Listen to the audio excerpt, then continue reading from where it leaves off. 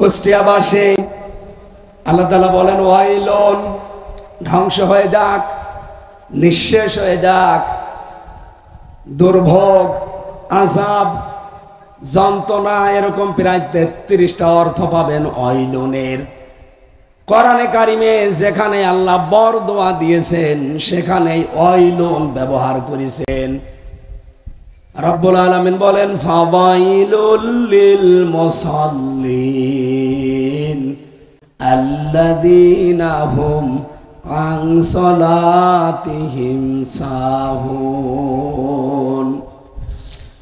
বরবাদ, ধ্বংস, নিঃশেষ হয়ে যাক ওই মানুষগুলোর জন্য আফসোস। এখানে ওয়াইলের কয়েকটা অর্থ হয়। এক নম্বরে ওয়াইল বলা হয় জাহান্নামের একটা উপত্যকা। 2 নম্বরে ওয়াইল মানে, আমরা অনেকে মনে করছি ওয়াইল মানে তেল। ওয়াইল মানে কি তেল? কারণ এই দেশে আবার তেল মারা অভ্যাস আছে তো। অয়েল মানে তেল না, এখানে অয়েল মানে ধ্বংস হওয়া, নিঃশেষ হওয়া, বরবাদ হয়ে যাওয়া।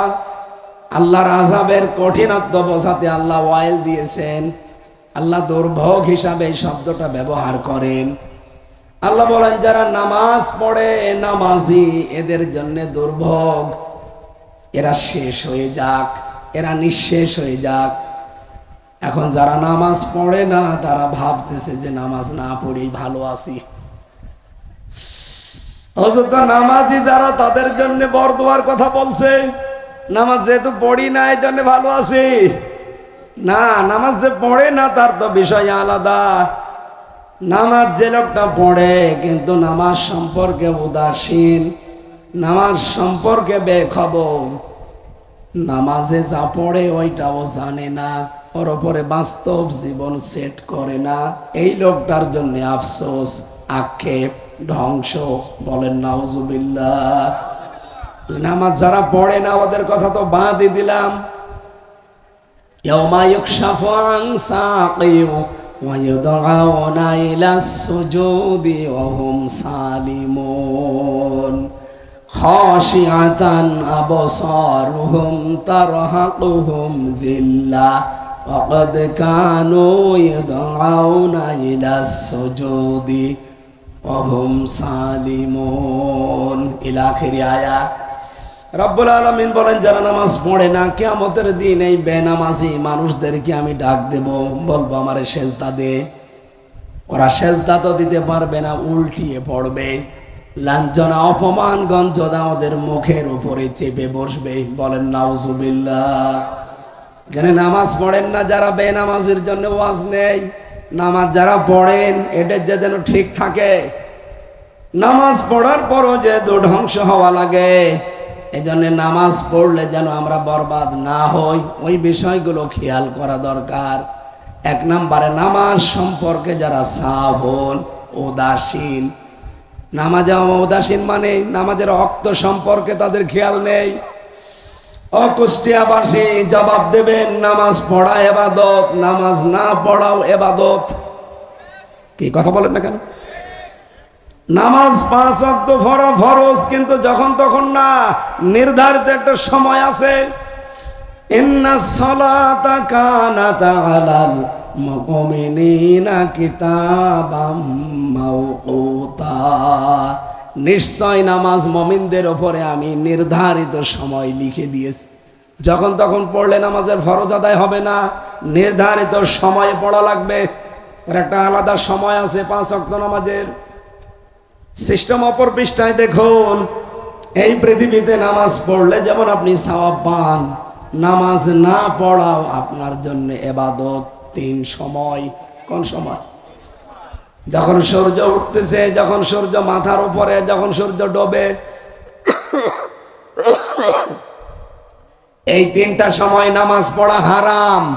নামাজ পড়া কি? তাহলে নামাজ পড়াও সওয়াব, নামাজ না পড়াও সওয়াব। এজন্য নামাজ যদি কেউ পড়ে সওয়াব অর্জন করতে চান, মাস্ট বি তাকে সাহুন থেকে মুক্ত হওয়া লাগবে। সাহুনের প্রথম ব্যাখ্যা হচ্ছে নামাজের সময় সম্পর্কে আপনি উদাসীন। আন্দাজে 3 ওয়াক্ত নামাজ একবারে পড়ে, জোহরের নামাজ, আসরের নামাজ, মাগরিবের নামাজ। অনেক চাষি আছে ওরা একবারে 3 ওয়াক্ত পড়ে। এই কথা বলেন না কেন? সেই ফজরের নামাজ পড়ে মাঠে চলে গেছে, জোহর আসর পড়তে পারে নাই, একবারে মাগরিবের সময় এসে গোসল করে 3 ওয়াক্ত নামাজ একবারে পড়ে। ফজর, জোহর, আসর, মাগরিব, ইশা সব ওয়াক্ত নামাজের নিয়ত করলো আলিমউদ্দিন চাষা। আল্লাহ, আমি শুনেছি এরকম একটা গল্প যে একবারে 5 ওয়াক্ত নামাজের নিয়ত করে লোকটা বলে, নিয়ত তার জানে না, নয়তো অনুসল্লি আলিল্লাহি তাআলা, ওর নিয়তই নাকি এইটা যে ফজর, জোহর, আসর, মাগরিব, ইশা এই সব ওয়াক্ত নামাজের নিয়ত করলো একবারে আলিমউদ্দিন চাষা। আপনি নামাজ সম্পর্কে উদাসীন থাকলে কিন্তু ধ্বংস হয়ে যাবেন। কারণ এই কথা কার? আমি কি বানালাম? আরে ভাই, বেনামাজি যারা ওদের জন্য ওয়াজ নেই, ও এমনিও জাহান্নামে যাবে। তো নামাজ পড়েও যদি জাহান্নামে যাওয়া লাগে তো ওই রকম নামাজ না পড়িতে ওদের মতো থাকাই ভালো ছিল। এই জন্য নামাজের রক্ত সম্পর্কে উদাসীন হওয়া যাবে না ভাই। আপনি দুনিয়ায় যত গুরুত্বপূর্ণ কাজ করেন, এর চাইতে গুরুত্বপূর্ণ কাজ আমার আল্লাহর কাছে আর নেই। এমনকি মেয়েদের যখন সন্তান হয়, মাথা দেখা যাচ্ছে, এই অবস্থায় যদি আমাদের সময় হয়ে যায়, তোলার ভেতরে এই সন্তানটাকে বিছিয়ে এই মহিলাকে বলেন নামাজ পড়তে। চিন্তা করতে পারেন কত বড় গুরুত্বপূর্ণ কথা, যে জীবন মরণ নিয়ে যেখানে টানাটানি, সেই জায়গায় নামাজ বাদ দেওয়ার কোনো কায়দা নেই। বলেন ওকে তোলার ভেতরে মাথা বিছিয়ে দেন, দিয়ে বলেন নামাজ পড়তে। মেয়েরা যারা এসেছেন এখান থেকে একটা মাসলা বলি, অনেকের আমাদের মেয়ে আছে, বাবা আছে, তো আমরা অনেকে ওই সম্পর্কে খোঁজ রাখি না, জানিও না। একটা মেয়ে যখন বালেগা হয় তখন তার উপরে নামাজ ফরজ, এর আগে ফরজ না। এর আগে যদি নামাজ না পড়ে তাহলে তার গুনাহ হবে না, বাবা মারও গুনাহ হবে না। কিন্তু বালেগ হওয়ার পরে যদি 1 ওয়াক্ত নামাজও বাদ হয়ে যায়, ওই মেয়েটার যেমন গুনাহ হবে, মা বাবারও গুনাহ হবে। মেয়ে আপনার বালেগ হয়েছে কখন? এই মেয়েটার যখন শরীর খারাপ হয়, যদি এটা 12 বছরে হয়, 13 বছরে হয়, 14 বছরে হয়, 15 বছরে হয়, অসুবিধা নেই। এটা আমরা না জানলো মায়েরা জানে। সম্মানিত মায়েরা, আপনার স্বামীকে জানিয়ে দেবেন যে তোমার মেয়ের কিন্তু নামাজ ফরজ হয়ে গেছে। এরপর থেকে আপনি কোনোদিন, যতদিন আপনার আন্ডারে থাকবে এই মেয়েটা, খেলায় খেলায় যদি 1 ওয়াক্ত নামাজ নষ্ট হয়ে যায়, 7000 বছর জাহান্নামে থাকা লাগবে। শুধু ওই মেয়েটা একা থাকবে না, আপনাকে সাথে নিয়ে যাবে। তাহাতা আকদামিনা লিয়াকুনা মিনাল আসফালিন। কিয়ামতের দিন আল্লাহকে বলবে, আমার এই মা আর বাবা, এই গার্জিয়ানদেরকে আমার সামনে রাখেন, এদের মুখের উপরে আমি জোড়া লাথি দিয়ে তারপরে জাহান্নামে নিয়ে যাব। সন্তানের জোড়া লাথি খাওয়ার মতো মা বাবা দুনিয়ায় নেই। আছে মানে আমরাই খেয়ালই করি না। মেয়েরা, আশা করছি আপনি এটা আপনার স্বামীকে সতর্ক করবেন, কারণ আমরা বাবারা হয়তো অনেক সময় জানি না, হেলায় খেলায় নষ্ট হয়ে যায়। 1 ওয়াক্ত নামাজ যেন বালেগ হওয়ার পরে আমাদের আর না ছুটে যায়। বলেন আমিন। তাহলে নামাজের সময় সম্পর্কে উদাসীন থাকা যাবে না, খোঁজ খবর রাখবেন। এখন তো মোবাইল আছে, কম্পিউটার আছে, হাত ঘড়ি আছে, বিভিন্ন কায়দা আছে। নামাজ যেন জীবনে সময় মতো ছুটে না যায়। 2 নম্বরে, নামাজে যেটা পড়েন আপনি ওটা শুদ্ধ করে পড়বেন, কারণ নামাজ যে 19টা কারণে ভেঙে যায়, নষ্ট হয়ে যায়, তার 1 নাম্বার কারণ হচ্ছে নামাজে কোরআন শরীফ অশুদ্ধ পড়া। এই এলাকায় যদি মাদ্রাসা থাকে, ওখানে আপনি শেখার চেষ্টা করেন। আর এই বয়সে যদি আপনি না পারেন, বয়স্ক কোরআন শিক্ষা বাংলাদেশ জামাত ইসলামী থেকে বিভিন্ন এলাকায় আছে। এলাকায় আছে কিনা আমি জানি না, যদি না থাকে এটা আরম্ভ করা দরকার। বাংলাদেশ জামাত ইসলামী এটা একটা প্রতিষ্ঠান। আপনি এখানে আসবেন, 6 মাসের ভেতরে আপনি আল্লাহর কোরআন মূর্খ হলেও শিখে ফেলবেন। এই সিস্টেম এখানে আছে। আপনাকে আপনি জানেন না, আমি জানিয়ে দিলাম। অন্য কোনো দলে যদি থাকে আপনি সেখানে যেয়ে শেখেন। আমার মনে হয় জাতীয় পার্টিতে আছে। হ্যাঁ আছে, কি করে নাঙ্গল চাষ করা লাগে ওইটা আছে। আপনাকে আমি এটা জানাতাম না, যেহেতু অনেকে জানে না যে কোরআন শরীফ 6 মাসে বাংলাদেশ জামাত ইসলামী এই প্রতিষ্ঠানে আসলে আপনি শিখে ফেলতে পারবেন, তাও শুদ্ধ করে পড়াবে আপনাকে। এদের সব ট্রেনিং দেওয়া লোক আছে, আশা করছে এখানে এসে শুদ্ধ করে কোরআন তেলাওয়াত শিখে নেবেন। 3 নম্বরে, নামাজের ভেতরে যেটা পড়েছিলেন ওইটা আপনাকে বোঝা লাগবে। বহু মানুষ এটা আমরা বুঝি না, আন্দাজে শুধু পড়ে যায়, এই কারণে আমাদের পরিবর্তন নেই। সূরা হুমাযার এই যে 2টা আয়াত পড়লাম, অনেক মানুষ তো প্রথম 3 আয়াত দিয়ে নামাজ পড়ি আমরা। যদি বুঝতাম যে আমি কি বললাম, আল্লাহ ধমক দিচ্ছেন, আল্লাহ হুমকি দিচ্ছেন, কত বড় কঠিন কথা, জীবনে নিজেকে পরিবর্তন করার চেষ্টাও অন্তত করতাম। কথা বলেন ঠিক কিনা?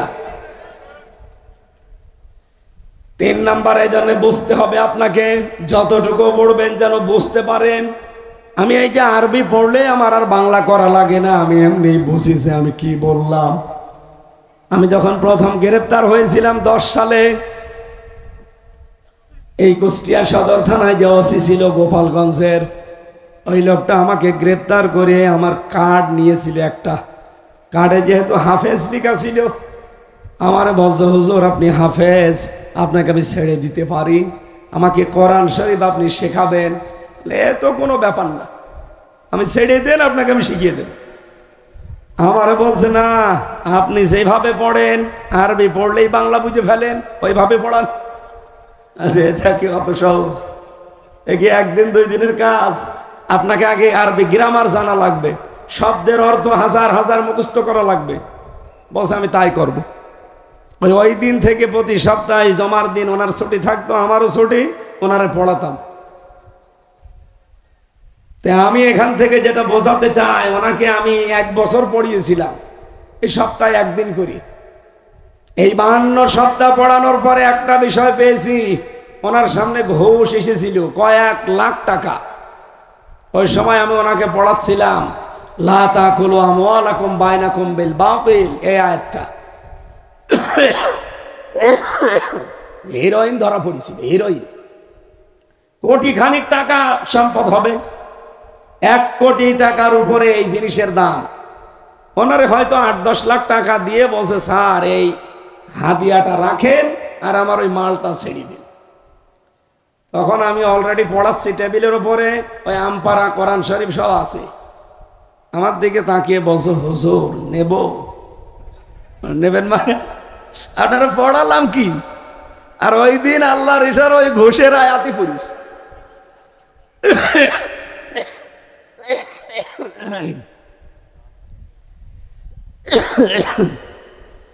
কণ্ঠের যা অবস্থা চা না, এখন টিরাক চলে গেলেও কিছু হবে না। এই জন্যে কিছুদিন যদি অফ করতে পারতাম তো ভালো হতো। ডাক্তারও বলছে না, বলছে লিখে দেবেন, কথা তো বলতেই পারবেন না, লিখে দেবেন। আজকে সকাল থেকে প্রায় 8-10 পার্টি এসেছিল বিভিন্ন জেলা থেকে। কোথায় এসে সাতক্ষীরা, কোথায় চট্টগ্রাম, বিভিন্ন জেলা থেকে ওরা এসেছে, সিরাজগঞ্জ, পাবনা, এদিকে ফরিদপুর।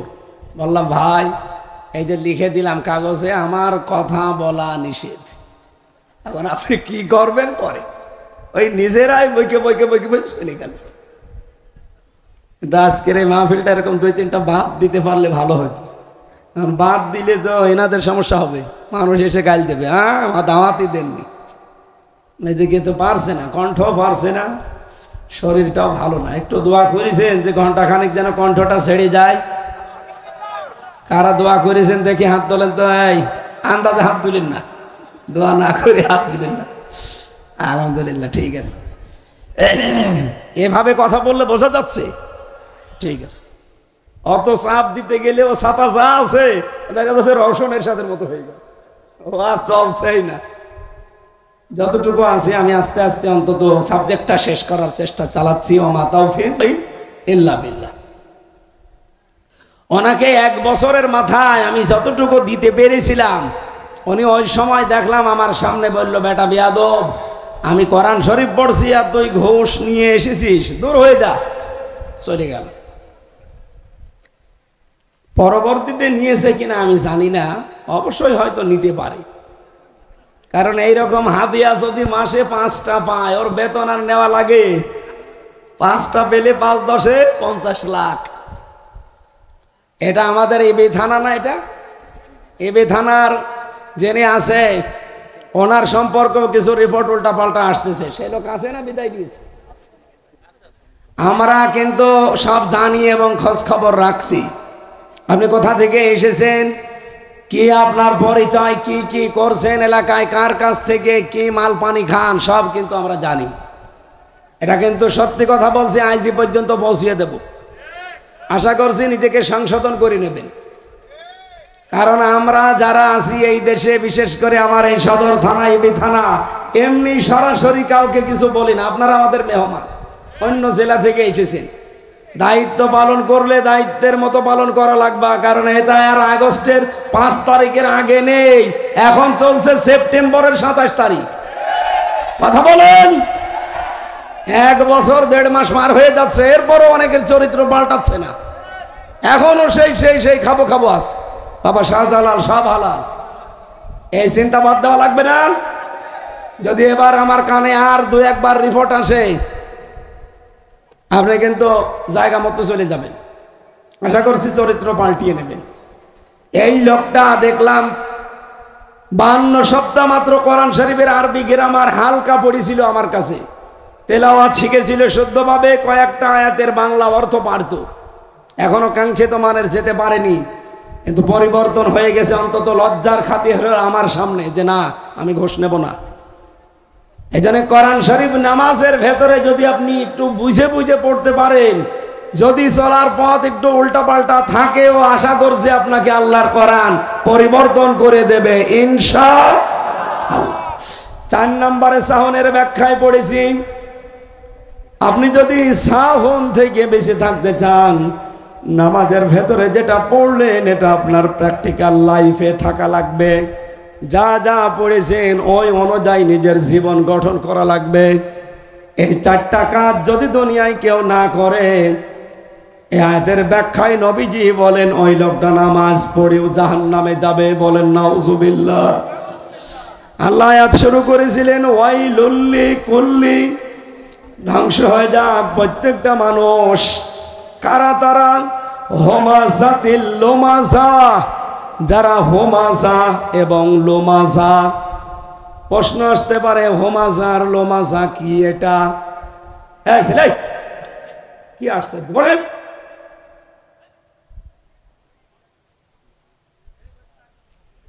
হোমাজা আর লোমাজা, অনেক মানুষ কোরআন শরীফ শুধু আরবিতে পড়ে, অর্থ বোঝে না, ব্যাখ্যা বোঝে না, এজন্য মেয়েদের নাম রেখে দেয় আদর করে।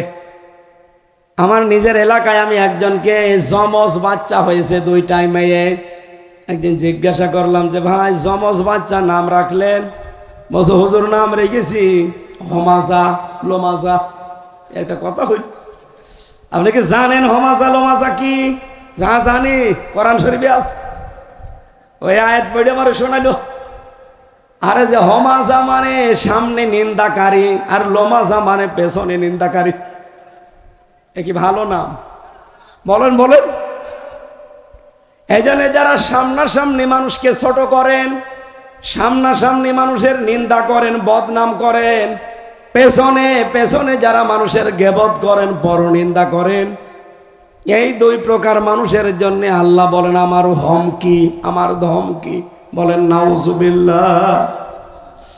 অথচ আমি ছোট্ট জীবনে দেখতে পাচ্ছি এখন পৃথিবীতে এই গোনাটা মানুষ গোনা মনে করে না, অথচ দেদারসে করে যাচ্ছে। যারা মানুষের বদনাম করেন, এর কথা ওর কাছে লাগান, মানুষের সম্পর্ক নষ্ট করে দেন, এটা আমার মনে হয় এতদিন যাই ছিল, আগস্টের 5 তারিখের পরে থেকে অনেকের ভেতরে এই আমলটা এখন বেশি। কি করে এর কাছ থেকে মানুষকে সরানো যায়, এর সম্পর্কে আন্দাজে বানিয়ে বানিয়ে কথা বলেন। আর একটা অপরাধ হচ্ছে নিজে অন্যায় করে ফেলে, নিজের দল অন্যায় করে, এই অন্যায়টা চেপে রাখার জন্যে, ধামা চাপা দেওয়ার জন্যে একটা নিরপরাধ মানুষের ওপরে, নিরপরাধ দলের ওপরে দোষটা চাপিয়ে নিজে ভালো সাজে। এই গোনা বাংলাদেশে নেই। আপনি কিন্তু আল্লাহ নিজে ধমক দিচ্ছে আপনাকে। কোরআনে কারিমে আমি পড়েছি সূরা নিসা 112 নম্বর আয়াতের ভেতরে আছে, অমাইয়াকেসেবে খতিয়াতান আও ইসমান সুম্মা ইয়ারমি বিহি বারিআন ফাকাদ ইহতামালা বুহতানা ইসমান মুবিনা। বহু মানুষ দুনিয়ায় এমন আছে নিজে অন্যায় করে, নিজে অপরাধ করে, অন্যায়টা যখন হয়ে যায়, কাজটা যখন সংগঠিত হয়ে যায়, তখন একটা নিরপরাধ মানুষের উপরে দোষটা চাপিয়ে নিজে ভালো সাজে। আল্লাহ পাক বলেন এই লোকটা যেন প্রকাশ্য পাপের বোঝা বহন করে নিয়ে বেড়াচ্ছে। হয়তো আমরা এখন দেখতে পাচ্ছি না, কিন্তু কিয়ামতের দিন আপনি সরাসরি দেখতে পাবেন আমিরুল ইসলাম, আমির হামজা সরাসরি পাপের বিশাল বোঝা মাথায় করে নিয়ে বেড়াচ্ছে। আরে মানুষগুলো কিয়ামতে দেখে দেখে বলবে আলা সামায়াসিরুন, কত নিকৃষ্ট বোঝা এরা বহন করে নিয়ে যাচ্ছে। বলেন নাউজুবিল্লাহ। অপমান হওয়ার আগেই নিজেকে সংশোধন করে নেন। কুষ্টিয়াবাসী দ্বিতীয় নম্বরে পেয়েছি আল্লাযী জামা মালাহু ওয়া আদ্দাদা, যারা মাল জমা করে আর বারবার গণনা করে, হিসাব করে। প্রশ্ন আসতে পারে মাল কি টাকা পয়সা? না, শুধু টাকা পয়সায় মাল না। এই মাল শব্দের ব্যাখ্যায় তাফসিরে আমি 5 প্রকার অর্থ পেয়েছি। 1 নম্বরে মাল মানে টাকা পয়সা, 2 নম্বরে মাল মানে লোকবল জনবল, 3 নম্বরে মাল মানে অস্ত্র শস্ত্র, 4 নম্বরে মাল মানে সম্মান মর্যাদা, 5 নম্বরে মাল মানে রাষ্ট্রীয় চেয়ার। এবার আপনি ব্যাখ্যার দিকে গিয়ে একটু বুঝেছেন কিছু? যারা এই মালগুলো জমা করে, হয় অস্ত্র জমা করে, নাই সম্পদ জমা করে, নাই লোকবল জনবল জমা করে বৃদ্ধি করতে থাকে, অথবা রাষ্ট্রীয় চেয়ার পাওয়ার জন্য ধান্দায় থাকে, মান সম্মান পাওয়ার জন্য চেষ্টা চালাতে থাকে, এই 5টা অর্থের কোন অর্থটা আপনার ভেতরে আছে আপনি নিজেই বলেন। এগুলো যারা জমা করার জন্য সব সময় চেষ্টা করেন, চিন্তা করেন, আর এই ধারণা করেন যে এগুলো আমার কাছে স্থায়ীভাবে থেকে যাবে, ইয়াহসাবু আন্না মালাহু আখলাদা, সে মনে করে, ধারণা করে, সে বিশ্বাস করে এগুলো আমার কাছে স্থায়ীভাবে থাকবে। বলেন নাউজুবিল্লাহ। এই পৃথিবীর ময়দান 1500 বছর মনে করেন এই আয়াতটা নাযিল হয়েছে। 1500 বছরের যে বিশাল আলোচনা কোরআন থেকে আমি পেয়েছি। বহু মানুষ তাদের মাল জমা করেছিল, সম্পদ জমা করেছে, লোকবল জনবল বাড়িয়েছে, রাষ্ট্রীয় চেয়ারেও বসেছিল, মান সম্মান উপার্জন করেছে, বিশাল অর্থ সম্পদের মালিক হয়ে গেছে। মনে করেছিল এগুলো আমাকে অমর করে রাখবে, আমাকে চিরস্থায়ী করে রাখবে, আমাকে মানুষের মুখে মুখে রাখবে। আল্লাহ বলেন কাল্লা লা ইউমবাদান্না ফিল হুতামা, কখনোই না, তাকে হুতামায় আমি আল্লাহ নিক্ষেপ করব। বলেন নাউজুবিল্লাহ। এবার আসেন তো আয়াতের বাস্তব শিক্ষা কি?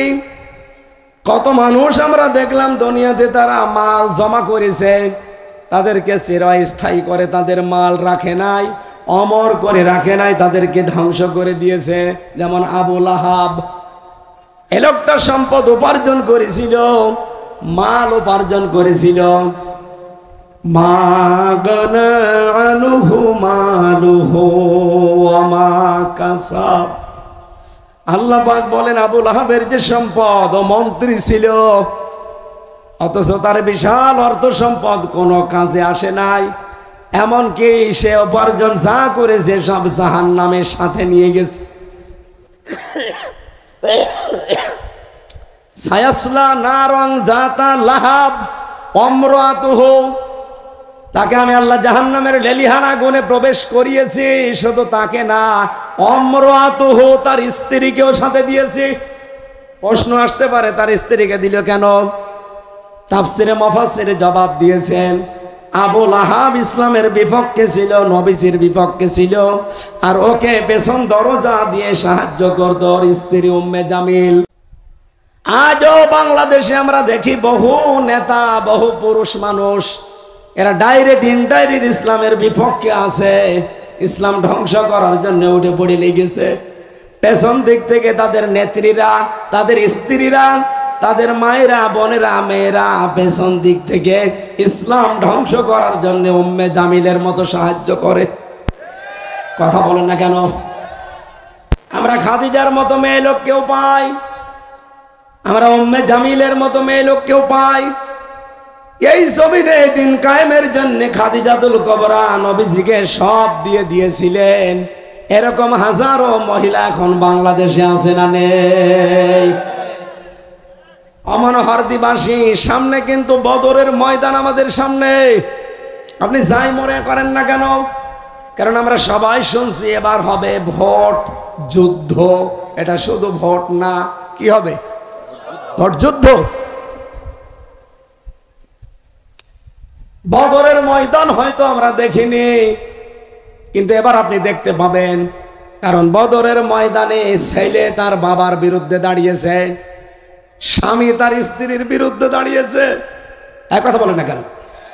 এবার আপনি এই ময়দান তাই দেখবেন, অনেক সন্তান তার বাবার বিরুদ্ধে দাঁড়িয়ে যাবে, অনেক স্ত্রী তার স্বামীর বিরুদ্ধে দাঁড়িয়ে যাবে। কারণ স্বামী মানুষের তৈরি করা শয়তানের আইন প্রতিষ্ঠা করতে চায়, আর স্ত্রী চায় জমিনে আল্লাহর বিধান কায়েম হোক। সুতরাং বদরের ময়দান সামনে আসতে দেরি নেই, হয়তো ১৫০০ বছর আগে পার হয়েছে, সামনে আসতেছে যেটা, এটা একটা বদরের ময়দান। যেহেতু বদরের ময়দানে যারাই গেছে তারাই জান্নাতি। কথা বলেন। নবীজি বলেছেন বদরের ময়দানে যে ৩১৩ জন ছিল প্রত্যেকেই জান্নাতি, শহীদ হলেও জান্নাতি, গাজী হলেও জান্নাতি। ওই সময় কেন নবীজি বলেছিলেন? কারণ ইসলাম থাকবে কি থাকবে না এরকম কঠিন মুহূর্ত চলছিল। আমাদের বাংলাদেশেও এখন ঠিক এই অবস্থায় আমরা দাঁড়িয়ে আছি। অনেক চাপাবাজি করতে পারে যে না আমরা কি ইসলাম মানি না। তুমি ইসলাম মানো তো এ কথা বলো কেন? শরীয়তের কোনো নিয়ম নীতি আমি বিশ্বাস করি না, এ কথা বলো কেন? এই জন্য আমরা বলতে বাধ্য হচ্ছি, এবার কিন্তু ময়দান আমাদের সামনে, বদরের ময়দান আসতেছে। কথা বলা লাগবে ভাই। এখান থেকে আমি এবার ফতোয়া দিতে পারি না যে বদরের ময়দানে যারা গিয়েছে ইসলাম রক্ষা করার জন্য, শহীদ হলেও জান্নাতি, গাজী হলেও জান্নাতি। এবারও বাংলাদেশের অবস্থা ঠিক ওই রকম। এবারও ইসলাম থাকবে না ইসলাম যাবে? এবার যদি আপনি সরাসরি থাকেন এই ময়দানে, হয় আপনি যদি মরে যান বদরের ময়দানের মতো জান্নাতি, যদি বেঁচে থাকেন গাজী হয়ে তাও আপনি জান্নাতি। যদি কোনো ফতোয়া নিয়ে আসতে পারেন কারো কাছে নিয়ে আসেন, আমি তো মিলিয়েছি। আমি এখান থেকে একটা ইতিহাস দেখলাম এই আয়াতে, আপনাদেরকে শুনতেছেন। নবীজি দেখলেন যে আমার এই জামানা এখন পুরা আরব জাহানের ভেতরে আমি 17 বছর থেকে শুরু করে 40, এই 23 বছর একাধারে চেষ্টা করলাম হেলফুল ফজল গঠনের মাধ্যমে যে শান্তি দেওয়া যায় কিনা, কিন্তু না, কাঙ্ক্ষিত মানের শান্তি আমি দিতে পারলাম না। এখন আমার এই 17 থেকে 40, এই 23 বছরের ফল জিরো হয়ে গেল। কেন জিরো হলো? উনি লক্ষ্য করে দেখলেন পুরা আরব জাহানে ওই সময় 36টা গোত্র আছে, বংশ আছে। এদিকে তাকান, 36টা গোত্র বা বংশ। আমাদের বাংলাদেশে আমি আজকে কয়েকদিন আগে মিলিয়েছি, এই বাংলাদেশে এখন গোত্র বা বংশ আছে 36টা। একটু মিলান, এই যে সৈয়দ বংশ, সর্দার বংশ, খান বংশ, বিশ্বাস বংশ, চাচারটা কি আমি জানি না, হানিফ, মালিথা বংশ। এরপরে আরো বিভিন্ন বংশের লোক আছে, মন্ডল আছে, হাওলাদার আছে, চৌকিদার আছে, চাকলাদার আছে, শেখ তো বললামই না। এইরকম সব মিলে আমি তো আন্দাজে বলছি না, হিসাব করা সারা বাংলাদেশ 630টা থানায় এরকম বংশ আছে কয়টা? বলেন বলেন, আর একবার বলেন, আপনি একটু মজা পাবেন এবার। ওই জামানায় 36টা গোত্র ছিল, বংশ ছিল। 36টা বংশের 36 জন দলপতি ছিল, লিডার ছিল। গোত্রের প্রধান থাকেন একজন। ওই জামানায় 3টা জাতি ছিল, প্রতিষ্ঠিত জাতি। একটা জাতির নাম হচ্ছে ইহুদি, আর একটা ছিল খ্রিস্টান, আর একটা ছিল মুশরিক, আর একটা জাতি ছিল নিভু নিভু অবস্থায়, তাদের নাম হচ্ছে হানিফ। হানিফ মানে আমাদের এই হানিফ না, হানিফ একটা গোত্রের নাম। হযরতে খাদিজাতুল কুবরা, ওয়ারাকা ইবনে নওফেল, হযরত আলী, ওনারা ওই নিয়ম নীতি মেনে চলতেন। এবার আসেন, ওই জামানায় ওই 3টা প্রতিষ্ঠিত জাতির 3 জন জাতীয় নেতা ছিল। ইহুদিদের জাতীয় নেতার নাম ছিল মারহাব, খ্রিস্টানদের জাতীয় নেতার নাম ছিল মুখাইরে, আর মুশরিকদের জাতীয় নেতার নাম ছিল আবু জেহেল। জাতীয় নেত্রী ছিল ওই জামানায় 3 জন। পুরা আরব জাহান তারা চালাতো। 1 নম্বরে আবু জেহেলের স্ত্রী নাকেরা, 2 নম্বরে আবু সুফিয়ানের স্ত্রী হিন্দা, 3 নম্বরে আবু লাহাবের স্ত্রী উম্মে জামিল। এই 3 জনের জাতীয় নেত্রী। তাহলে ওইদিকে 36 আর এদিকে 6, কত হয়? 42। বলেন বলেন। ওই জামানা পুরা আরব জাহান চালাতো এই 42 জন। যত অপকর্মের মূল হোতা এই 42 জন।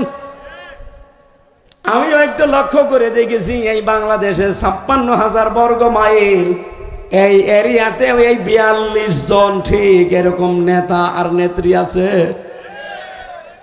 হয়তো অঞ্চল এলাকা হিসাবে জাতীয় নেতা তাদেরকে আমরা বলি। আমাদের কুষ্টিয়ায় 2 জন, ইউনূস ছিল, হানিফ ছিল। জাতীয় নেতা ছিল যারা, বঙ্গবন্ধু, জিয়াউর রহমান আর এরশাদ। জাতীয় নেত্রী ছিল হাসিনা, খালেদা আর রওশন। এক কথা বলছেন, খাপের খাপ মিলে যাচ্ছে। 36 আর ওদিকে 6, 42।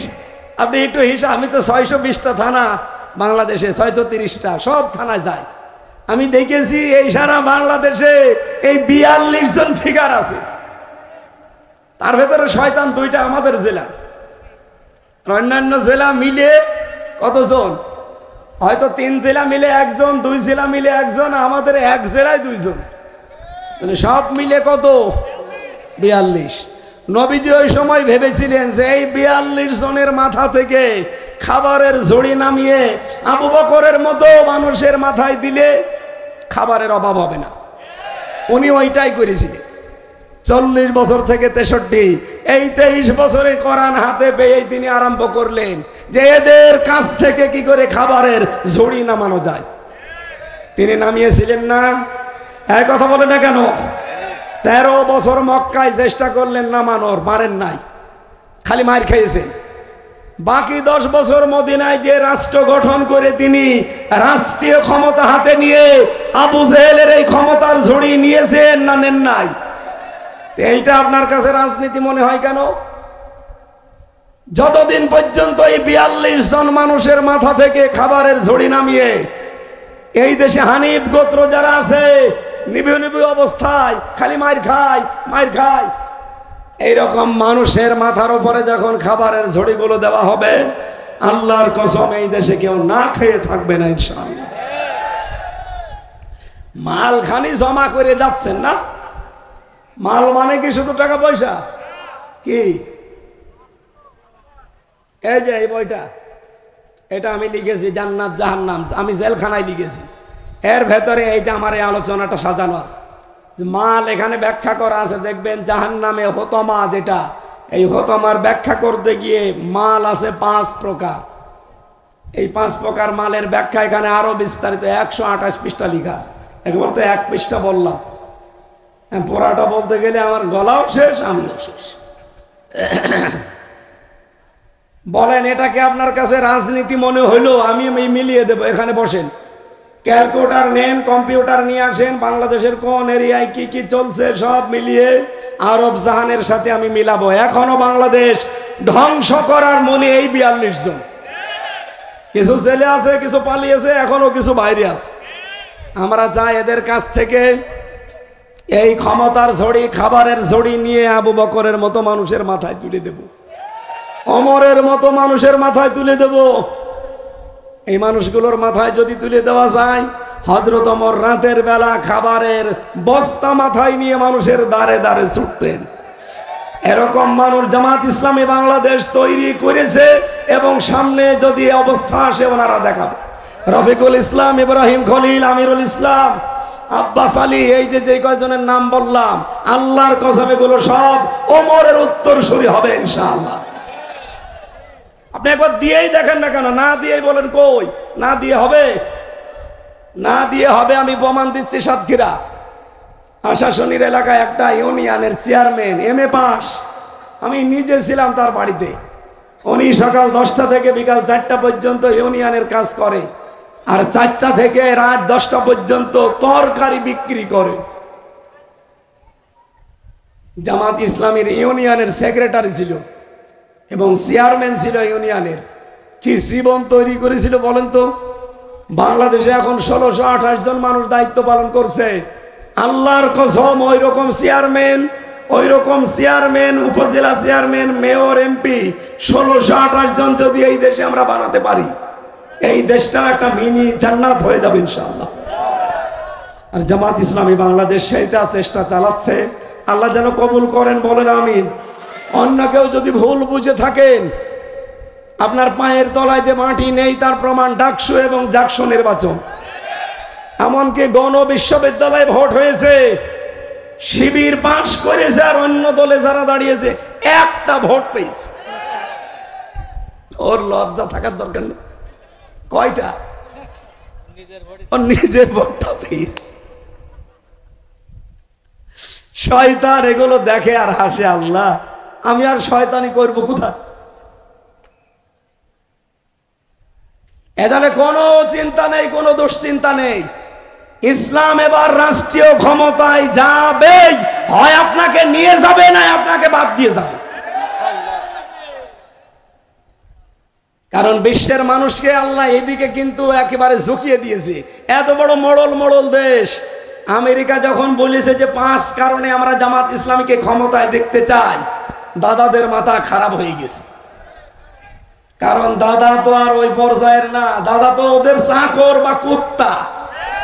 হ্যাঁ, কথা বলেন না কেন? কুত্তাও না।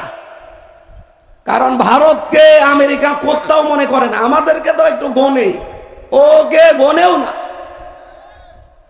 এরপরে চীন, বিশ্বের পরাশক্তির ভেতরে অন্যতম। রাশিয়া। না, আন্তর্জাতিক বিষয়গুলো দেখেন একটু গোপনে।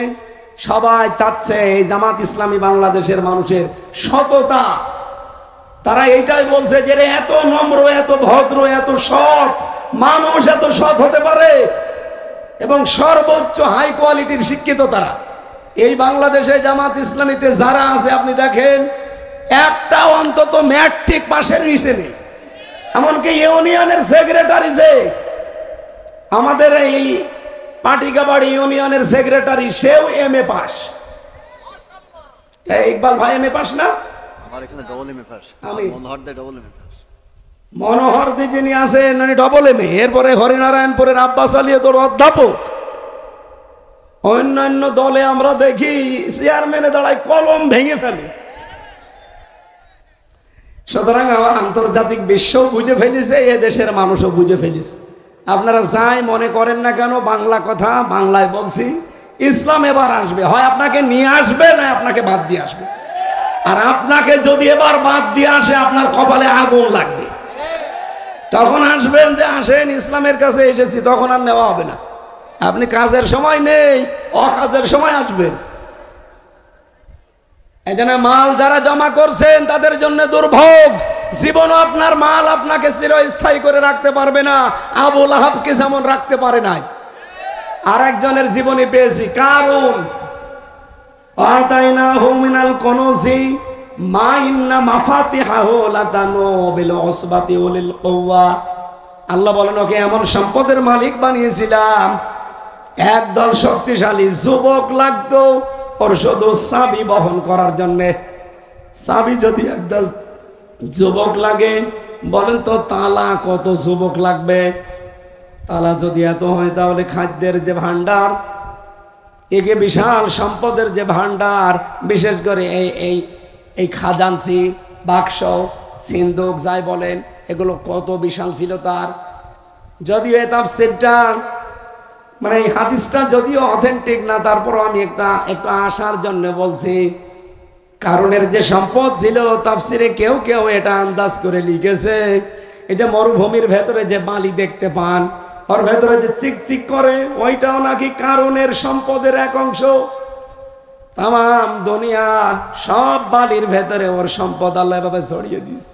ও কত সম্পদের মালিক ছিল, কিন্তু আল্লাহ ওর সম্পদ দিয়ে ওকে অমর করে রাখে না, ওকে আল্লাহ ধ্বংস করে দিয়েছে। এমন কেউ এখনো পর্যন্ত এই মাটির নিচে দাবতে আছে, কিয়ামত পর্যন্ত দাবতেই থাকবে। আজ যারা মাল জমা করছেন, বৈধ নেই অবৈধ নেই, মানিদ দাগা মালাইসা লাহু ফালাইসা মিন্না।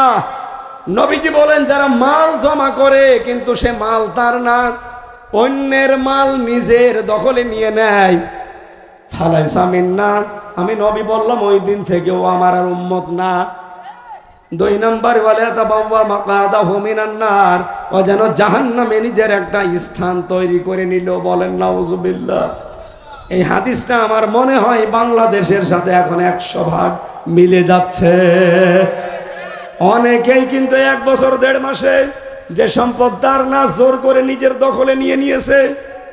নেয়নি, এই দেশে নেয়নি, কিন্তু একটা দলের এই বদনাম এখনো নেই, বাংলাদেশ জামাত ইসলামী। এই দল এটা রেকর্ড হচ্ছে, সারা বাংলাদেশ শুনছে। এই বদনামটা অন্তত জামাত ইসলামী বাংলাদেশের। এর চাইতে আর কি প্রমাণ আপনাদের দেওয়া লাগবে? যান এবার যা ভাল লাগে তাই করে। আমি যতটুকু বোঝানোর চেষ্টা করেছি, আশা করছি কিছু দলিল লিখেছিলাম।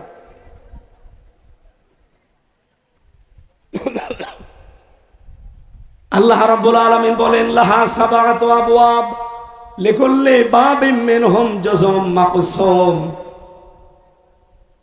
দুনিয়াতে জাহান্নামের যে বর্ণনা তোমরা শোনো, আমরা অনেকেই মনে করি জাহান্নাম 8টা, জান্নাত আমরা অনেকেই কিন্তু এটা জানি না যে জাহান্নামও একটা, জান্নাতও একটা, কিন্তু তার দরজা বা স্তর অনেক অনেক অনেক। আমি কোরআন শরীফের ভেতরে জান্নাতের স্তর বা দরজা পেয়েছি 100টা, আর জাহান্নামের স্তর বা দরজা পেয়েছি 27টা। এই যে এখানে যেই কয়টা আমি লিখেছি একটু দেখেন। জাহান্নামের যে দরজাগুলো আমার আল্লাহ বানিয়েছেন, 1 নাম্বার দরজার নাম হচ্ছে জাহান্নাম। কোরআন শরীফের ভেতরে এটা 59 জায়গায় এসেছে। 2 নম্বরে জাহান্নামের একটা দরজার নাম জাহিম, এটা 26 জায়গায় এসেছে কোরআনে। 3 নম্বরে একটা দরজার নাম সাগীর, এটা কোরআনে কারিমে 18 বার এসেছে। 4 নম্বর একটা দরজার নাম সাকার, এটা কোরআনে কারিমে 4 বার এসেছে। 5 নম্বর দরজার নাম হুতামা, যেটা নিয়ে আজকের আলোচনা, এটা 1 বার কোরআনে কারিমে এসেছে মাত্র। এরপরে আমি পেয়েছি হাবিয়া, একটা দরজার নাম, এটা কোরআনে কারিমে মাত্র 1 জায়গায় এসেছে। 7 নম্বরের নাম একটা পেয়েছি লাজা, এর নাম পেয়েছি পুরা কোরআনে 2 বার। আর একটা আছে নার, পুরা কোরআন শরীফে এই জাহান্নামের দরজা, এটা একটা নাম নার, নার মানে আগুন, এটা আছে 30 বার। সবচাইতে কম সংখ্যক যে 2টার নাম, একটা হাবিয়া একটা হুতামা। আল্লাহ এত কঠিন পরিচয় দিয়েছেন এই জাহান্নামটার। আমাদর কামাল হুতামা। হে নবী আপনি কি জানেন এটা কি? নারুল্লাহিল মুকাদা, এটা আল্লাহর স্পেশাল জ্বালানো আগুন। অন্যান্য জাহান্নামও আল্লাহ জ্বালিয়েছেন, কিন্তু এই হুতামাটা আল্লাহ নিজে আলাদাভাবে একটু বেশি জ্বালিয়েছেন। এই আগুনের গুণাগুণ কি? আল্লাতী তাত্তালিউ আলাল আফিদা, অন্যান্য জাহান্নামের আগুন যেখানেই লাগবে ওখানেই শেষ, আর এই হোতমা নামক জাহান্নামের আগুন যেখানে লাগবে আগে কলিজা পুড়ে যাবে।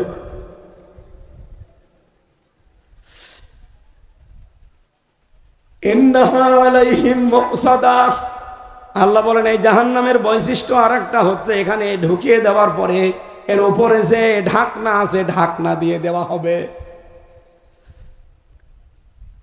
ফি আমাদিম মুমাদ্দাদা, বিশাল বিশাল খুঁটি থাকবে এই জাহান্নামের ভেতরে, জাহান্নামীদেরকে নিয়ে পেট মোড়া করে এখানে বেঁধে রাখা হবে। বলেন তো এই যে হোতমা নামে জাহান্নামে আল্লাহ যে 3 প্রকার মানুষকে দেবে, এরা কি খুব বড় বড় অপরাধী? একেবারে ছোট ছোট অপরাধ মনে হচ্ছে কিছু জানেই না, সামনে নিন্দা করে পেছনে নিন্দা করে মানুষের। এটা মেয়েদের ভেতরে যেহেতু বেশি, মা বোনেরা সাবধান থাকবেন।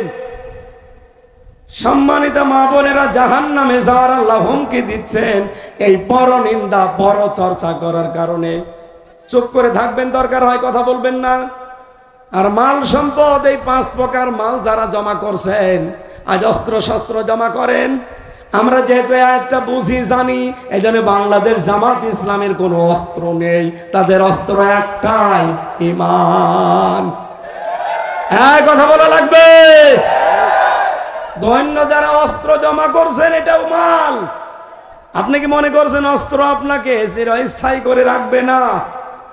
আবুল আহাবকে রাখে নাই, অস্ত্র ছিল তার, কিন্তু তাকে স্থায়ী করে রাখে নাই।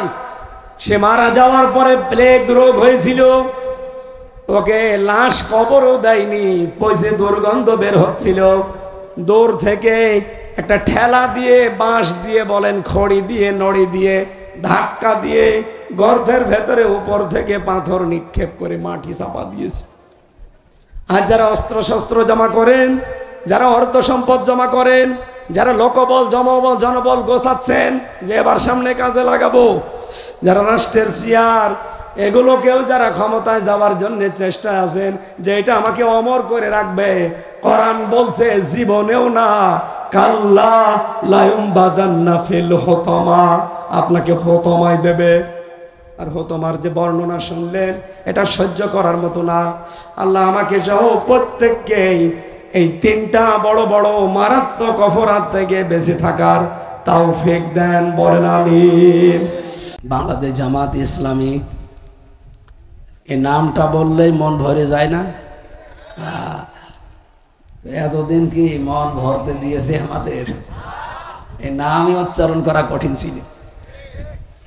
সবার মন ভরে না, কিছু মানুষের তো মনে সমস্যা আছে, তাদের জন্য দোয়া করছি। মৌত বেকাশি কম, তারা যেন তাদের হিংসায় জ্বলে পড়ে মরে।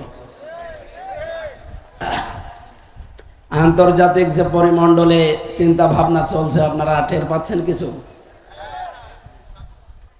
আপনারা দেখতে পাচ্ছেন না? আমেরিকা অলরেডি চাচ্ছে যে এই দেশের রাষ্ট্রীয় ক্ষমতায় জামাত ইসলামী বাংলাদেশ আসুক। তারা 5টা কারণ বর্ণনা করেছে। সবচাইতে ভালো লেগেছে, তারা খ্রিস্টান, তারা কাফের, কিন্তু তারা বলতে বাধ্য হচ্ছে বাংলাদেশ জামাত ইসলামীর যারা দায়িত্বে আছে সবগুলো নম্র, ভদ্র এবং সততা নিয়ে চলাফেরা করে। এর চাইতে একটা কাফেরের কাছে আর কি পাওয়া যায়? এরা নবীজিদেরকে যা বলতো, নবীর এই অনুসারীদেরকে তাই বলছে। বাকি যে 4টা আছে আরো গুরুত্বপূর্ণ, আল্লাহ রাব্বুল আলামিন তাদের মুখ দিয়ে যেহেতু এটা বের করে নিয়েছে। আর বাকি আমরা দেখতে পাচ্ছি আমাদের কেন্দ্রীয় নায়েবে আমির যিনি ডাক্তার সৈয়দ আব্দুল্লাহ মোহাম্মদ তাহের হাফিজাহুল্লাহ, উনি যে গুরুত্বপূর্ণ ভাষণ দিয়েছে, ওনার মূল কথা ছিল এই দেশে জামাত ইসলামী বাংলাদেশ ক্ষমতায় আসলে বিশেষ করে দাদারা এটা মেনে নিতে পারছে না। শেরে বাংলা একে ফজলুল হক, এই লোকটা কিন্তু বাংলাদেশের মানুষকে জানিয়েছে যেই দিন এই দেশের মানুষ বুঝবে যে ভারত আমাদের শত্রু, তখন এই দেশের মানুষ টের পাবে যে হ্যাঁ আমরা এই দেশে বসবাস করি। আমরা তো 54 বছরে একই কথা বলছি, মানুষ তো কানে মুখে নেয় না। এখন টের পাচ্ছেন না? ওরা যে আমাদের শত্রু, একে এখন কি ওয়াজ করা লাগবে? আজকে একটা ভিডিও ভাইরাল হয়েছে, আপনারা দেখেছেন। নামাজ চলছে মসজিদে, জায়গা হয়নি মসজিদে, বাইরে মুসল্লি যারা পাটি বিছিয়ে নামাজে দাঁড়িয়েছে। তো হিন্দু উগ্রপন্থী যারা, হিন্দুরা খারাপ না, কিন্তু উগ্রপন্থী যারা এই চরমপন্থা অবলম্বন করে, বিশেষ করে মোদির মরিদ যারা, এরা দেখলাম ঢোল ঢাক এগুলো নামাজিদের পেছনে, এক কাতার পেছনে দাঁড়িয়ে কানের কাছে নিয়ে বাজাচ্ছে। বলেন নাউজুবিল্লাহ। পৃথিবীতে কোনো ইবাদতে বাধা দেওয়ার অধিকার কারো আছে? কিন্তু পৃথিবীর এই নিকৃষ্ট জাতি, এদেরকে আবার মুশরিক বললে এদের রাগ হয়, অথচ ওরা মুশরিক। আমি সিঙ্গাপুরে, ওখানে যেহেতু 100 ভাগের 95 ভাগ কাফের, আমি বলেছিলাম যে কাফের এদেরকে আল্লাহ রাব্বুল আলামিন ঘৃণা করেন, আর ইমানদার তাদেরকে আল্লাহ বন্ধু হিসাবে গ্রহণ করেন। ওদের মেজাজ নাকি খারাপ হয়ে গেছে, আমাদের কাফের বললো কেন? আরে ভাই, আপনারা তো কাফেরই, কাফেরকে কাফের বলা যাবে না, এটাও নাকি বলা যাবে না। এই জন্য সিঙ্গাপুরে 144 ধারা দিয়েছে, আমির হামজা নামে হুজুরা যেন না যেতে পারে। পৃথিবীতে সিঙ্গাপুর ছাড়া দেশ নেই। সিঙ্গাপুরের এই চরমপন্থা যারা অবলম্বন করে, বিশেষ করে ওই দেশের স্বরাষ্ট্রমন্ত্রী, ওর বাড়ি তামিলনাড়ুতে, ভারতে, ও মোদির মুরিদ। ওই শয়তান কি করেছে, এখানে দায়িত্ব পেয়েছে আমি জানি না। এখানকার কিছু শয়তান যারা পালিয়েছে, তারা ওর সাথে মিল করে একটা মামলা দিয়েছে, ওটা মিটেও গেছে। বলেছিল যে ওনাকে 3 বছর জেলখানায় রাখা হয়েছিল, উনি জেল থেকে বের হয়েই আবার কাফের ফতোয়া দেওয়া আরম্ভ করিস। মানে আরে ভাই, আমি তো আর মুসলমানকে কাফের বলি নাই, কাফেরকে কাফের বলিস। সত্য কথা যদি না বলা যায়, আপনি কাজও করবেন আবার বলতেও দেবেন না। মানে বাংলাদেশে জাহাঙ্গীরনগর বিশ্ববিদ্যালয় নাম শোনেননি? এখানে 100 মহিলাকে ধর্ষণ করা হয়েছিল, এরপরে মিষ্টি বিলোচন করা হয়েছিল। এমনকি ওখানে আমি কয়েকদিন ছিলাম, আমি চান্স পেয়েছিলাম বাংলাদেশের 3 জায়গায়, রাজশাহী, জাহাঙ্গীরনগর আর ইবিতে। প্রথমে মনে করলাম দেখি ওখানে কেমন, কয়েকদিন ছিলাম। ওখানকার পরিবেশ আমার ভালো লাগে না। আমি একবার বলেছিলাম না যে ওরা মদ খায়, একেবারে তোলপাড় হয়ে গেল। এরকম কথা বললো কেন? অথচ এই যে 16 জন ধরা পড়িস, তাও মদ খাওয়া অবস্থায়। সুবহানাল্লাহ বলছে কে? তাহলে আপনি ভাবেন আমার কথা কি পুরাটা মিথ্যা? ঢাকা ভার্সিটি নিয়ে একটা কথা বলতে গেলে স্লিপার টান হয়ে গেছে, সলিমুল্লাহ মুসলিম হল বলতে যে মহসিন হল বেরিয়ে গেছে। এইটাই আমার ভুল। আর ওরা যে ডাহা সত্যকে মিথ্যা বানিয়ে দেয়, সেটা ওদের ভুল না। এই জন্য আপনারা নিজেরা কাজ করবেন, উল্টা পাল্টা আবার বলাও যাবে না। ডাক্তার মোহাম্মদ তাহের উনি জানিয়েছেন, এদেশে যদি ইসলাম, বিশেষ করে জামাত ইসলামী আসে, অন্য ইসলাম আসলে দাদাদের মাথা ব্যথা নেই। বিশেষ করে যদি পীর পার্টি আসে এই দেশে, এই যে সুন্নি যারে দাবি করে, গরম সুন্নি, ঠান্ডা সুন্নি, মিঠা সুন্নি, এই যে রবিউল আউয়াল গেল, কি করেছে দেখেছেন তারা? চট্টগ্রামে, ঢাকাতে পাগল করে ফেলেছে মানুষকে। অথচ ওগুলো একটাও ইসলামে নেই। এই রবিউল আউয়াল পালন করার জন্যে ওরা যা করেছিল, বিশেষ করে এই যে ঈদে মিলাদুন নবী বানিয়েছে, এটা পুরা স্পষ্ট বেদাত। যদিও আমাদের এই সমস্ত জেলা এগুলো নেই, এগুলো বলার দরকার নেই। তো ওনারা কেউ 19 দিন ব্যাপী, কেউ 23 দিন, কেউ 63 দিন ব্যাপী একাধারে ঈদে মিলাদুন নবী পালন করে। ঈদ তো পালন করবে মুসলমানেরা 2টা, ঈদ উল আজহা, ঈদ উল ফিতর। এর বাইরে কোনো ঈদ আছে? আরো জোরে বলেন। ইসলামের ভেতরে আপনি নতুন করে কিছু দিতে পারবেন না। যদি বলেন যে এইটাও ইসলাম, আপনি কাফের হয়ে যাবেন। আবার ইসলাম থেকে আপনি কিছু বাদও দিতে পারবেন না। যদি কিছু বাদ দিয়ে দেন, আপনি কাফের হয়ে যাবেন। কথা বলেন না কেন? কারণ ইসলাম পরিপূর্ণ করে দিয়েছে কে? নাকি আমির হামজা? আলিয়াউমা আকমালতু লাকুম দীনাকুম ওয়া আতমামতু আলাইকুম নি'মাতি ওয়া রাদিতু লাকুমুল ইসলামা দীনা। এখানে সার কথা হচ্ছে, ওরা অন্যান্য ইসলামই মনে করে না, মনে করো ওরা আমাদের মতোই ভণ্ডামি করে। এই জন্য অন্য কোনো পার্টি যদি এদেশে এখন রাষ্ট্রীয় ক্ষমতা আসে, বাইরের মডেলদেরও সমস্যা না, দাদাদেরও সমস্যা না, সমস্যা শুধু জামাত ইসলামী বাংলাদেশ যদি এদেশের রাষ্ট্রীয় ক্ষমতায় আসে। মডেলদেরও কিছু সমস্যা আছে, দাদাদের তো আছেই। এই জন্যে আমার মনে হয় বাংলাদেশ তৈরি হওয়ার এই 54 বছরে একটা স্পেশাল হুমকি দিয়েছে ডাক্তার তাহের। বলেছে এই দেশে যদি জামাত ইসলামী আসার পরে দাদারা আমাদের শান্তিতে থাকতে না দেয়, আমরা কিন্তু স্বাধীনতার যুদ্ধ এই অঞ্চলে ছড়িয়ে দেব, তখন টের পাবে।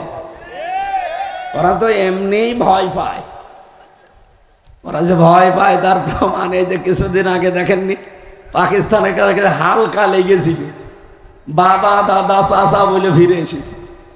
যদি আর কিছুদিন থাকতো ওদের অস্তিত্ব বিলীন করে ফেলতো পাকিস্তান। কথা বলো না কেন? ইরান যেভাবে লেগেছিল এই সাথে, আমার মনে হয় এটা থামানো ভুল হয়ে গেছে। এই পৃথিবীর নিকৃষ্ট মানুষ এই নেতা, একটা টাটকা নির্ভেজাল শয়তান। পরে যা শয়তান এখন যুদ্ধ থামাতে চাচ্ছে, কারণ ও যে অপমান হয়েছে এই অধিবেশনে, ও যখন আলোচনা শুরু করবে সব উঠে চলে গেছে। যা, কার সাথে কথা বলবি বল? এত অপমান বিশ্বে আর কেউ হয়নি এর মতো। এর আগে ওর দাদা একবার অপমান হয়েছিল, বোস জোতা খেয়েছিল, কি শোনেননি? আর এই লোকটাকে বিশ্বের মডেলরা অপমান করে জায়গায় রেখে সব চলে গেছে। এই জন্য এখন বলছে যে আমি যুদ্ধ থামাতে চাই, আমার কিছু কন্ডিশন আছে। কোনো কন্ডিশন না, কোনো শর্ত না, নিঃস্বার্থভাবে যুদ্ধ বন্ধ করা লাগবে এবং ফিলিস্তিনকে আজাদ ফিলিস্তিন করা লাগবে। এই কথা বলেন না কেন? সুতরাং যে হুমকি দিয়েছে ইন্ডিয়া, বিশেষ করে দাদারা এখন টেনে বসেন। আমিরে জামাত ডাক্তার শফিকুর রহমান এবং সেক্রেটারি জেনারেল অধ্যাপক মিয়া গোলাম পরওয়ার হাফিজাহুল্লাহ, ওনারাও দুইজন দুইটা কথা জানিয়েছে এই গতকালকে। এই তিনজনের কথা নিয়ে সারা দেশে এখন আলোচনা পর্যালোচনা হচ্ছে যে বাংলাদেশ জামাত ইসলামী মানুষকে নিয়ে ভাবে। এরা সেক্রেটারি জেনারেল কথা ছিল, কেউ যদি পাশ করে, অনার্স মাস্টার্স শেষ করলে, ডিগ্রি পাস করলে, MA পাস করলে, সার্টিফিকেট হাতে দেওয়ার সঙ্গে সঙ্গে তার একটা কর্মজীবন হাতে দেওয়া লাগবে। এইটা অন্য কোনো দল ভাবে না, ভাবে না। ভাবলে তো আমরা কথা শুনতে পেতাম। তারা শুধু আছে মারিং আর কাটিংয়ে। কিন্তু এনারা যে তিনজন যে কথা বলেছে, শিক্ষা ব্যবস্থা নিয়ে আমিরে জামাত কথা বলেছে যে এই শিক্ষা ব্যবস্থায় হবে না, শিক্ষা পাল্টাতে হবে।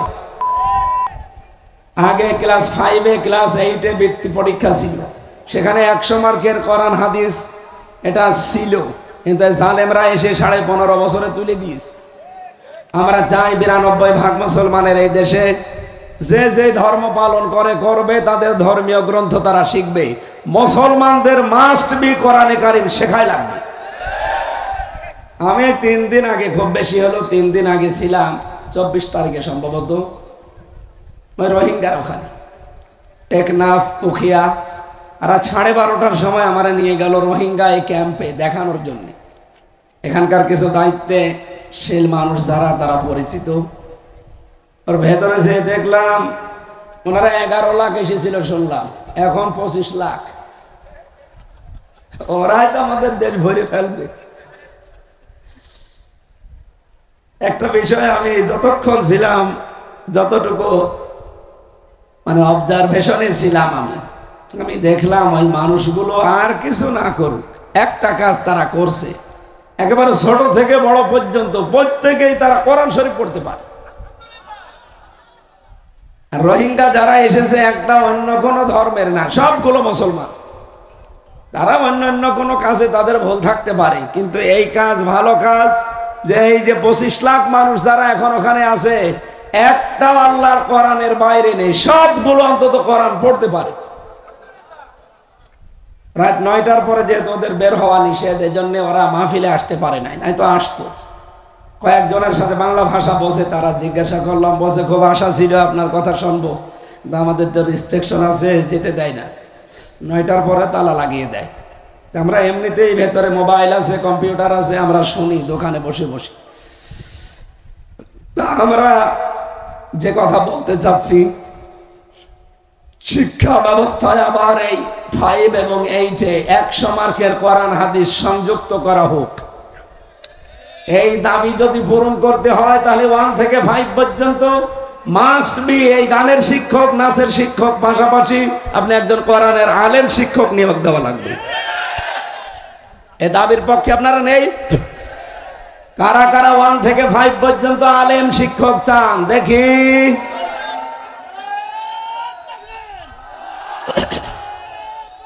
হ্যাঁ, দেখেন তো হাত তোলেনি কে? আলহামদুলিল্লাহ, ঠিক আছে। এই কন্দরপদিয়া যে মসজিদ দেখলাম আসার সময়, এই মসজিদের ইমাম নেওয়ার জন্যে মাথা থেকে পা পর্যন্ত দেখা হয়। এমনকি তার পরিবার কিভাবে চলে, তার বউ, ছেলে মেয়ে, বোন, মা, এইগুলোও দেখা হয়। কথা বলেন, কথা বলেন। একটা ইমাম সাহেবের পেছনে 400, 500, 1000 লোক নামাজ পড়ে। এর ছাড়া ইমামের আর কোনো দায়িত্বই নেই, কারণ তার কোনো পাওয়ারও নেই, ভ্যালু নেই, তার কাছে কোনো বাজেটও আসে না। অথচ এই মানুষ যদি উপজেলা চেয়ারম্যান হয়, আপনাদের আমিরুল ইসলাম যদি ইউনিয়নের চেয়ারম্যান হয়, কুষ্টিয়া সদরে যেখানে মেয়র আছে, একজন মেয়রের কাছে এমপি যিনি হবেন, এদের কাছে রাষ্ট্রের কোটি কোটি টাকা বাজেট আসবে। কথা টের পাচ্ছেন আপনি? একটা মসজিদের ইমামের চাইতে এই লোকটার চরিত্র 100 গুণ ভালো হওয়া লাগবে। কারণ 1 বছরের ভেতরে ইমাম সাহেবের কাছে 4 আনাও আসবে না রাষ্ট্রের টাকা। এমনকি দান বাক্স আছে, সে দান বাক্স চাবি থাকে সভাপতির কাছে, মসজিদে ইমামের কাছে দেয় না। মনে করে ইমামও খেয়ে ফেলবে। চিন্তা করেন, মসজিদের দান বাক্স, ও টাকা তো খরচ হবে মসজিদের জন্য, ইমামের জন্য। সেই টাকার চাবিও আমরা দিতে চাই না, অথচ এনার কাছে কোটি কোটি টাকার বাজেট আসবে রাষ্ট্রের পক্ষ থেকে। এই লোকটার চরিত্র যদি ইমাম সাহেবের চাইতে আরো খারাপ হয়, টাকা থাকবে? ইমাম সাহেবের চাইতে 100 গুণ ভালো চরিত্র হওয়া লাগবে। আর আমরা এরকম মানুষকে উপহার দিচ্ছি সামনে, ইনশাআল্লাহ। এর যে বাস্তব প্রমাণ মাওলানা নিজামী মন্ত্রী ছিলেন, উনি উপজেলার চেয়ারম্যান ছিলেন না, মন্ত্রী ছিলেন। 5 বছরে তার একটা টাকা না, 4 আনাও এদিক ওদিক হয়নি। সুবহানাল্লাহ বলতে পারেন না? আমার মনে হয় এর চাইতেও যদি কেউ ভালো মানুষ বাংলাদেশে চায়, ও জিবরাইল ছাড়া সম্ভব না। যান, আপনি জিবরাইলকে ডাক দিয়ে নিয়ে আসেন। যেহেতু অন্য কোনো দলে এই সিস্টেম নেই, তারা আরো জোর করে পদ পাওয়ার জন্য টাকা পয়সা খরচ করে। আমি এনাদের নাম আন্দাজে নেইনি, এই কারণে নিয়েছি যে একটাও পদপ্রার্থী না, সবগুলো নমিনি। আরো দায়িত্ব দেওয়ার পরে আমার মনে হয় ওনারা কান্নাকাটি করেছে। কথা বললেন না কেন?